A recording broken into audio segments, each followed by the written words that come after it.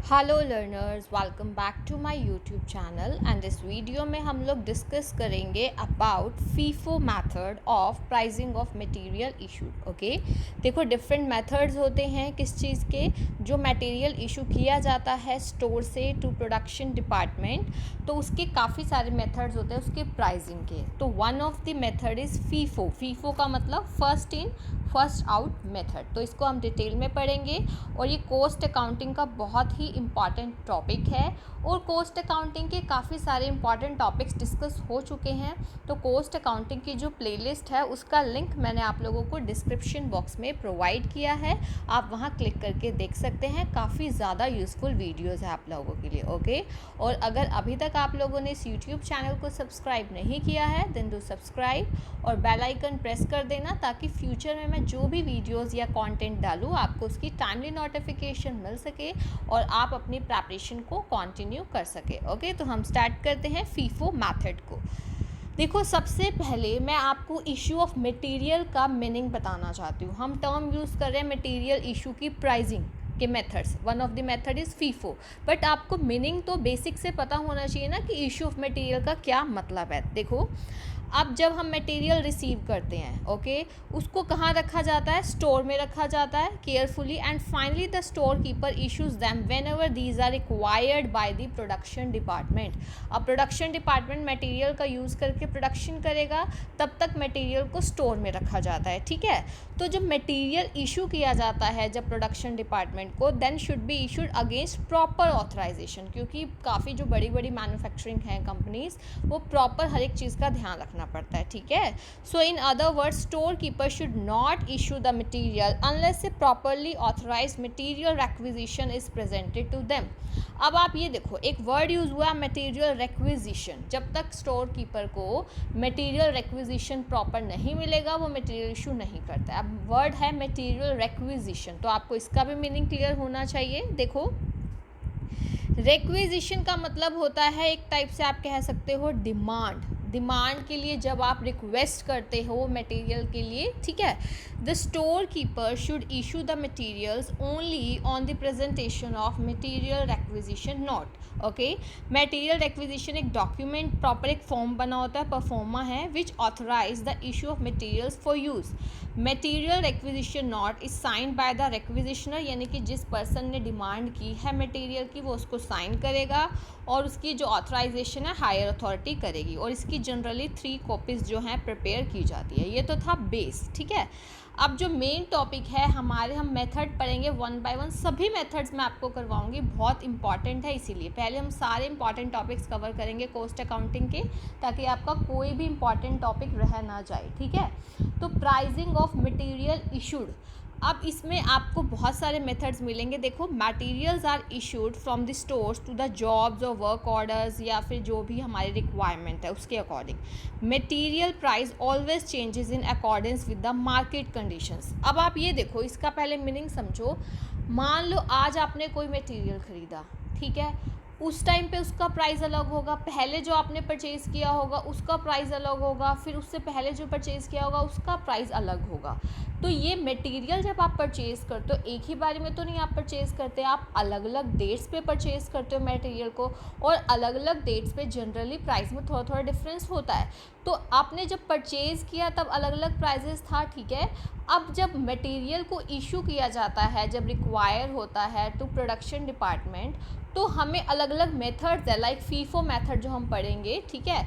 तो वो प्राइसिंग हम कैसे करते हैं वही हम इन मेथड्स में पढ़ने वाले हैं। ठीक है, देखो, the stock of material includes the purchases made at different times at different prices. देखो, मटेरियल तो हमारा स्टोर में इकट्ठा होता जा रहा है, बट वो हमने डिफरेंट डिफरेंट टाइम पीरियड पे खरीदा और अलग अलग प्राइजेस पे खरीदा है। So there is a need to know about the price at which the material should be issued. तो एक ऐसा प्राइस हमें पता होना चाहिए ना, कैसे कैसे हम मटेरियल को किस प्राइस पे इशू करेंगे, क्योंकि आपने अलग अलग प्राइस पे ख़रीदा है, स्टोर में उसको रख दिया, लेकिन किस किस प्राइस पे उसको इशू करेंगे, ये चीज़ इंपॉर्टेंट है। ठीक है, so there are many methods of pricing material issues. Material issues की प्राइसिंग के काफ़ी सारे मेथड्स हैं।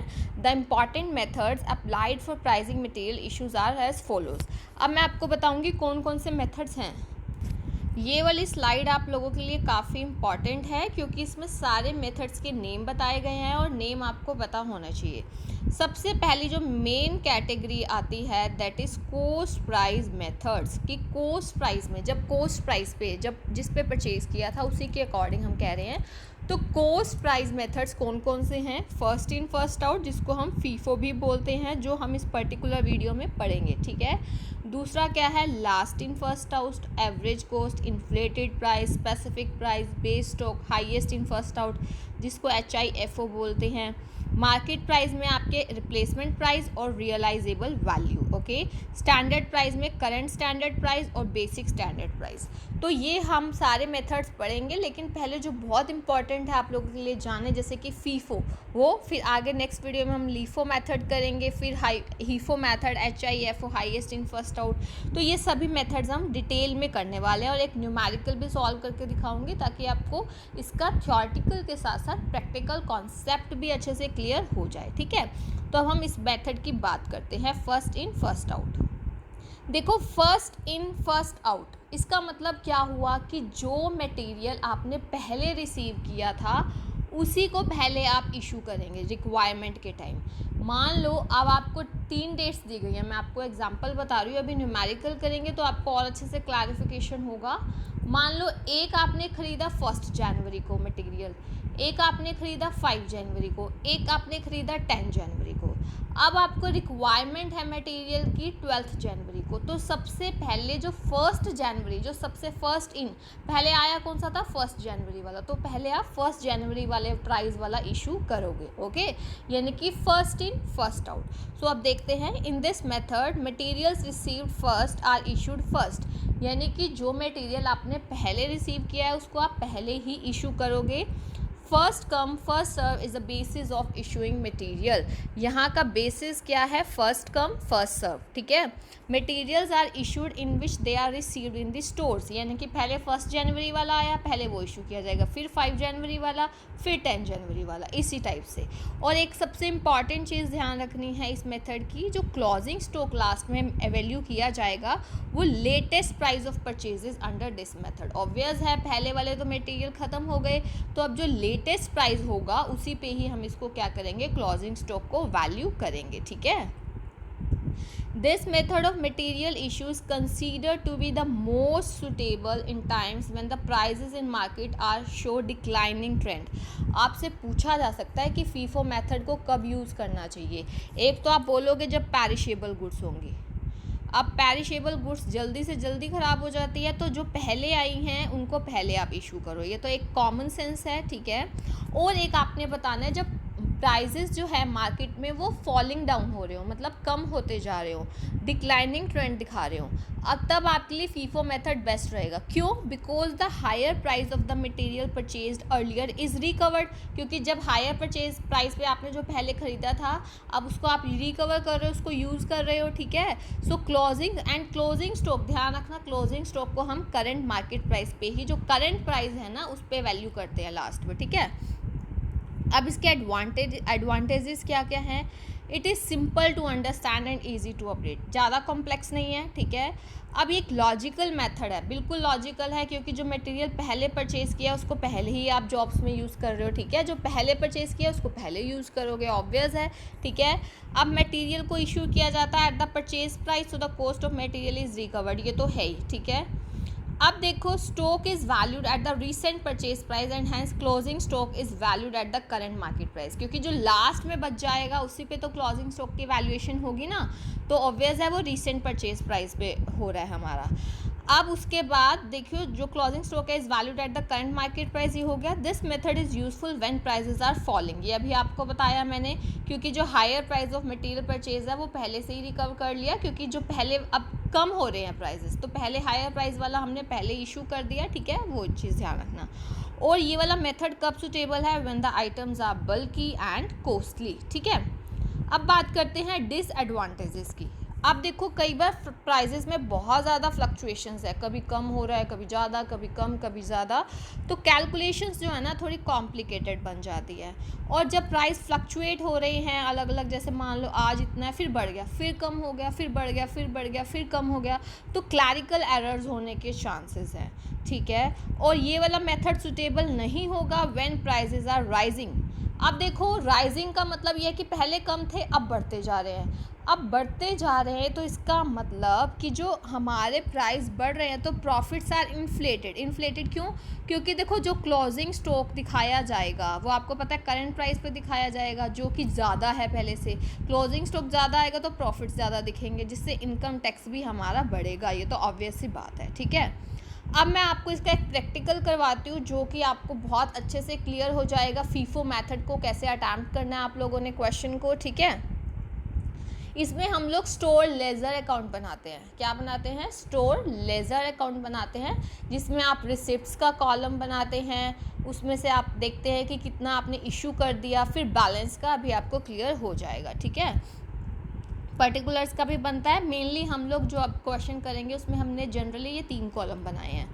Received side of the store ledger account shows the following particulars. आपको रिसीव्ड साइड में दिखाया गया। रिसीव्ड मतलब क्या क्या मटेरियल कब कब हमने रिसीव किया, यानी कि परचेज़ किया था। जब जनवरी 1 2015 को ओपनिंग बैलेंस आपको दिखाया हुआ 1000 यूनिट्स का एट द रेट 2, ओके। जनवरी 6 को आपको 400 यूनिट्स एट द रेट 2.50, ऐसे ऐसे अलग डेट्स का। ये तो हो गया रिसीट साइड का। अब आपको दिखाया गया है इशू ऑफ मटेरियल। जनवरी 5 को 400 यूनिट्स, 10 को 800 यूनिट्स, 16 को 200 यूनिट्स। अब आप ये देखिए, ये जो इशू कर रहे हैं ना हम, इसी के लिए हमने प्राइसिंग करनी है, और प्राइसिंग के लिए इन्होंने बोला है आपको कौन सा मेथड यूज़ करना है, फीफो।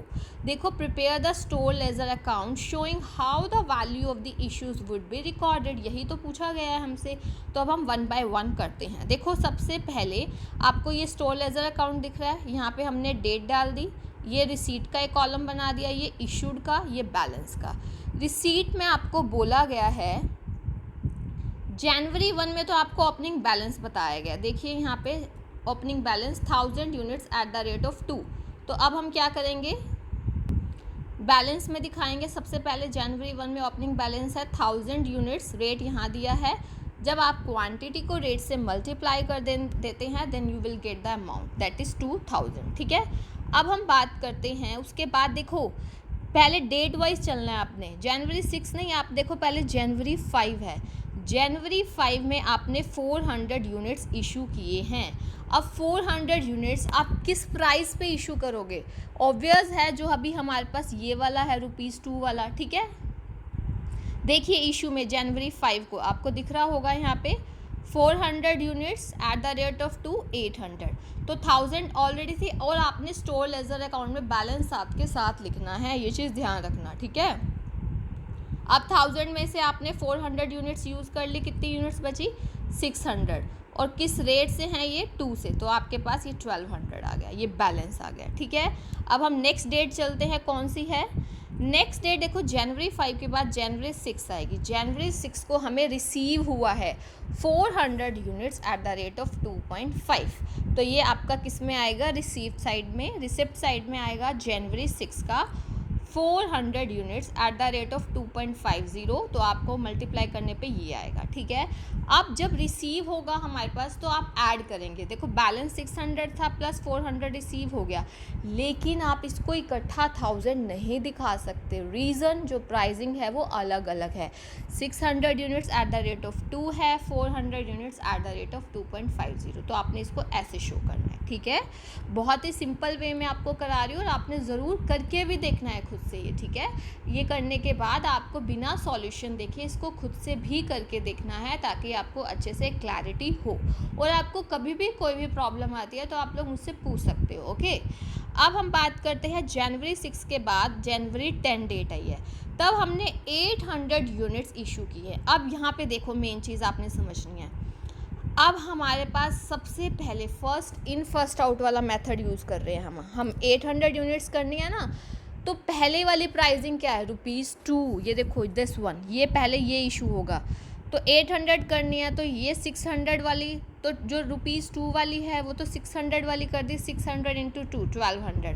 बाकी तो अब ₹2 वाली तो बची नहीं। अब नेक्स्ट पे आ जाओ, तो 400 है हमारे पास, तो 200 हम ऑलरेडी कर सकते हैं क्योंकि हमने टोटल 800 इशू करना है ना, तो 600 इसमें से कर दिया, 200 इंटू 2.50 तो ये 500। तो यानी कि पहले आपने फर्स्ट इन, यानी कि पहले आपने ₹2 वाला था ना, पहले उसको ख़त्म करना है, फिर जब वो ख़त्म हो जाए नेक्स्ट वाला कौन सा है, 2.50 वाला। अब हमारे पास 600 वाला तो ख़त्म होगी, कौन सी बची थी, 400 में से 200 यूज़ कर ली तो 200 बच गई, 200 इंटू 2.50 ये आपके पास 500 आ गया। ठीक है, अब आपके पास नेक्स्ट डेट है जनवरी 11। जनवरी 11 को आपको 300 यूनिट्स मिले एट द रेट ऑफ 2.10। अब हम क्या करेंगे, 300 units at the rate of 2.10 ये रिसीव हुए हैं, आपके पास 630 आ गया। अब बैलेंस देखिए, 200 यूनिट्स तो ये वाले एज इट इज़ रहेंगे, अभी इशू नहीं किया हमने, और ये वाले ऐड हो गए, अलग अलग प्राइसिंग है, इनको अलग अलग शो करेंगे। ठीक है, अब देखिए नेक्स्ट हमारी डेट है जनवरी 11 के बाद जनवरी 16, हमने 200 यूनिट्स क्या किए हैं, इशू किए हैं।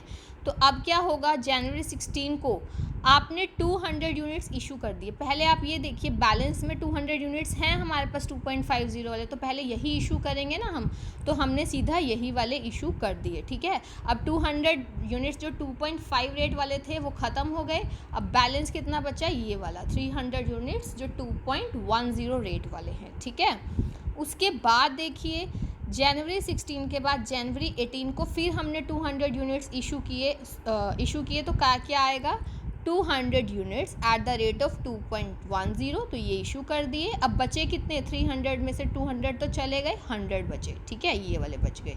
अब हम करेंगे इसके बाद जनवरी 18 तक कर लिया। अब जनवरी 20 को फिर हमने मटेरियल रिसीव किया 600 units at the rate of 2.20। तो अब आपने रिसीव किया तो इस साइड आएगा, रिसिप्ट साइड पे 600 2.20 और आपके पास 1320 आ गया।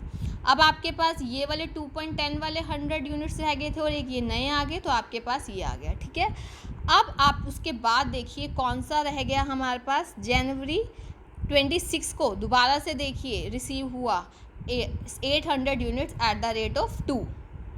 देखो 800 units at the rate of 2, तो आपके पास यहाँ पे कितना आ जाता है, 1600। ओके, तो अब बैलेंस देखो आपके पास, ये देखो इशू कुछ भी नहीं किया तो ये दोनों तो एज इट इज़ आएंगे, प्लस ये अभी रिसीट कर लिया, तो ये चीज़ें अलग अलग प्राइसिंग पे है तो अलग अलग। ठीक है, अब उसके बाद देखिए जनवरी 27 को आपने 400 यूनिट्स इशू किए हैं।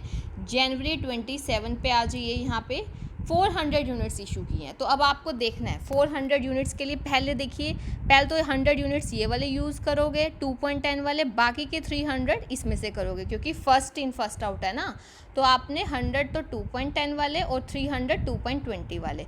अब आप ये देखो 100 वाला तो ख़त्म ही हो गया 2.10 वाला, और ये 2.20 रेट वाले 600 थे, उसमें से 300 हमने यूज़ कर लिए, तो कितने रह गए, 300 रह गए। तो 300 इंटू 2.20 ये रह गए हमारे पास, और ये 800 वाले तो फुल्ली रह गए।